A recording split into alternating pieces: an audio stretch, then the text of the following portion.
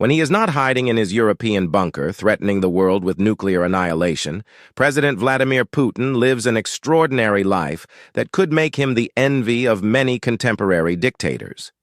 It's true that he hasn't erected a golden statue in his name or proclaimed himself a living god like some of his more eccentric peers in Asia. However, despite this omission, Putin remains one of the wealthiest rulers in the world.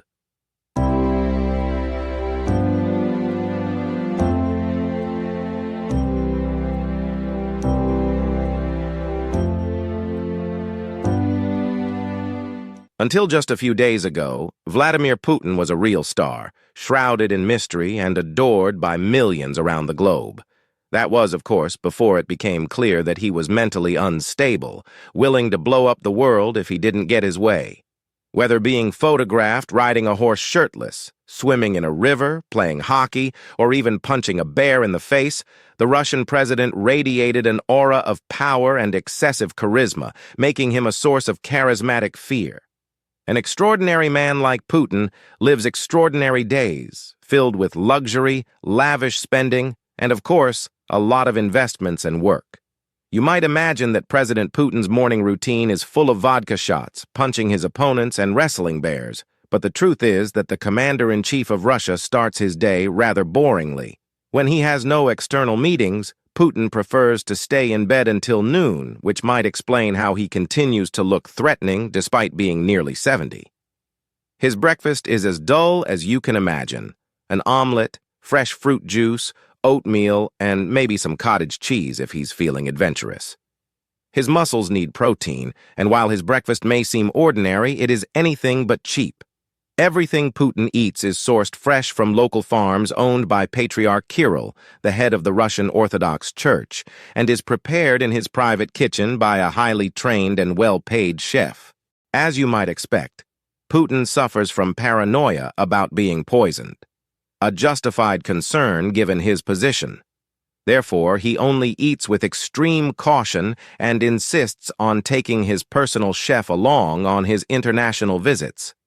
His close chef earns a high salary not only for his loyalty, but perhaps also for his culinary skills. This doesn't mean Putin refuses delicious food during diplomatic visits, but before he touches anything, it must first be approved by Russian secret services. As a former KGB agent, Putin is well aware of how things can go wrong if one isn't careful. Interestingly, the Russian president is vehemently against drinking milk, although the reason remains unclear, whether he dislikes the taste or harbors a hatred for cows, much like his disdain for American imperialists. After breakfast, Putin enjoys a cup of coffee, without Novichok, in his luxurious palace outside Moscow. The president certainly knows how to live in style. His private estate, Novo Ogaryovo, lacks nothing in terms of comfort: a heated indoor pool, sauna, cold water plunge pools, and opulent furniture and decor. As the president of Russia, Putin bears numerous vital responsibilities toward his country. However, his top priority is his own body. After his healthy breakfast, it's time for him to burn off those annoying calories. He spends 2 hours swimming, and it's said that many of his governing decisions are made while in the water, perhaps explaining the downturn in the Russian economy. By 2 p.m., ministers, parliament members, advisors, and journalists are waiting for Putin's guidance on managing the country. Nothing happens in Russia without the knowledge of the supreme leader, and as a paranoid person, Putin keeps a tight grip on every aspect of his rule. But visitors must be patient, as it's said that the waiting time to see Putin ranges from 2 to 4 hours, depending on the importance of the matter. If you're a journalist, you might need to bring some snacks. The silver lining is that the waiting usually takes place in one of the many lavish meeting rooms in the Kremlin, which resemble throne rooms more than ordinary conference halls. While everyone waits, Putin is still busy with the only thing in Russia that doesn't suffer from stagnation: his body. After his intense swimming session, Putin prepares for weightlifting, not bears, cars, or airplanes, just regular weights. Still, His personal training sessions cost over $3,500 each. For Putin, staying physically fit at 69 is crucial, and he goes to great lengths to remain in top shape. It is well known that Putin loves to participate in all kinds of physical and contact sports, with hockey and judo among his favorites. Until recently, the Russian leader was also the honorary president of the International Judo Federation, IJF. However, due to Russia's aggression in Ukraine, his role in the IJF has been suspended. In the afternoon, after his body has finally had enough exercise, it's time for Putin to get dressed. As anyone might guess, the Russian president is not lenient in his choice of outfits, typically donning suits with ties from his favorite brands like Kiton and Brioni. However, due to European Union sanctions on Russia, Putin won't be able to get new suits from these brands anytime soon. Still, we won't see him wearing a barrel, as his current suit collection is worth tens of thousands of dollars. Traffic in Moscow is usually a nightmare, but this doesn't apply to Putin, who has a private road with a police escort all the way from his home to his office in the Kremlin. Once he arrives at the office, work begins without delay.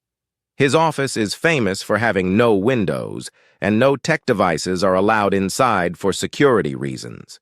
The only communication is through an old Soviet landline telephone, which may not be luxurious, but is highly effective in preventing any espionage attempts. The president's first task of the day is to read reports from the FSB Internal Intelligence, the SVR Foreign Intelligence, and his Special Protection Service FSO. After getting updated on the facts about Russia, the president moves on to review what his citizens are being told. Putin spends considerable time reading censored national newspapers, particularly enjoying the articles that praise him, which are not rare in state-run media. He then looks at the major newspapers and, lastly, the foreign press, which he likes the least for obvious reasons. Although his image abroad is far from great, he still needs to stay informed about what's happening in the world and how he can exploit it. When Putin is in a good mood, he enjoys watching satirical videos about himself, but not in his office. Vladimir, if you're watching this, hello. And please refrain from pressing the big red button that would turn the world into a nuclear wasteland. Putin's daily schedule is divided into 15-minute intervals, which is not unique to him. Most world leaders manage their time this way. Meetings, press conferences, and even wars are all scheduled well in advance. This schedule is respected even when Putin travels abroad. The Russian president spares no expense when traveling to international events.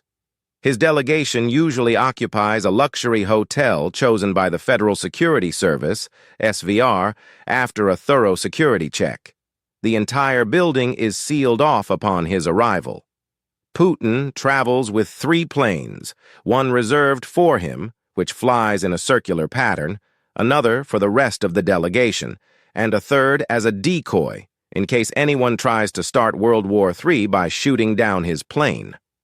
Distrustful of others, Putin is accompanied by an army of servants, chefs, cleaners, and anyone else who might be useful.